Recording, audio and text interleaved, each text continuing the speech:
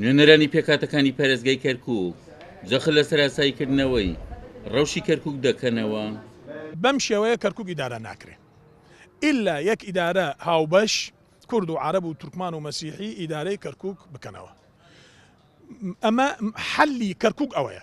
ئێستایش زۆر کار ئەکرێت لەسەر ئەم مەوزوعە حتى ئەم مەوزوعە تطبیق ببێ و خصوصا ئەگەر محافظ ڕۆژ بۆ پەرلەمان. ئێمە مەساڵح مشتەرەکەمان زۆرە بەس هەندێکی سیاسیەکانمان باوەڕیان نییە بە مەوزوعە یان تێنەگەیشتونە ئەم مەوزوعە.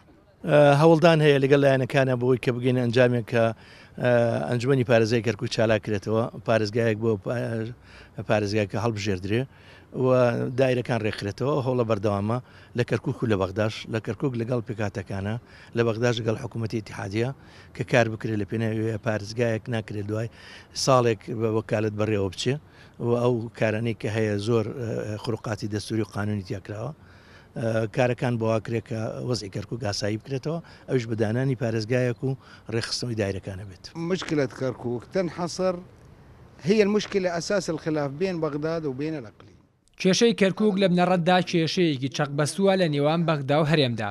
بەڕای ئێمە پێویستە ئەو کێشەیە چارەسەر بکرێت. بەڕای ئێمە پێکهاتەکانی کەرکووک دەتوانن بەڕێککەوتنی خۆیان چارەسەر بۆ کێشەکان بدۆزنەوە. کەرکووک وەک شارێکی فرە پێکهاتە دەکرێت لە ڕێی گفتوگۆ و دیالۆگەوە چارەسەری هەموو کێشەکان بکەن. بۆ ئەم مەبەستەش بەغدا شوێنی یەکلاییکردنەوەی کێشەکان دەبێت. نوحد أهل كركوك أكثر مما هم موحدين. جیاواز لە قۆناغی ڕابردوو تەناکۆکیە و تۆ لە نێوان پێکاتەکاندا هەبوو لە ئێستادا پەیوەندی نێوان پێکاتەکان پێشکەوتنی باشی بەخۆبینیوە. وەک سیاسیەکانی کەرکووک بە ئومێدەوە دەڕوانینە داهاتووی کەرکووک پێمان وایە پێشکەوتنی زۆر باش لە گفتوگۆکاندا بەدی هاتوون. ڕۆژانی داهاتوو گۆڕانکاری باشیان بۆ کەرکووک پێەیە کە ژیانی کەرکووکەکان بەرەو باشتر دەبات.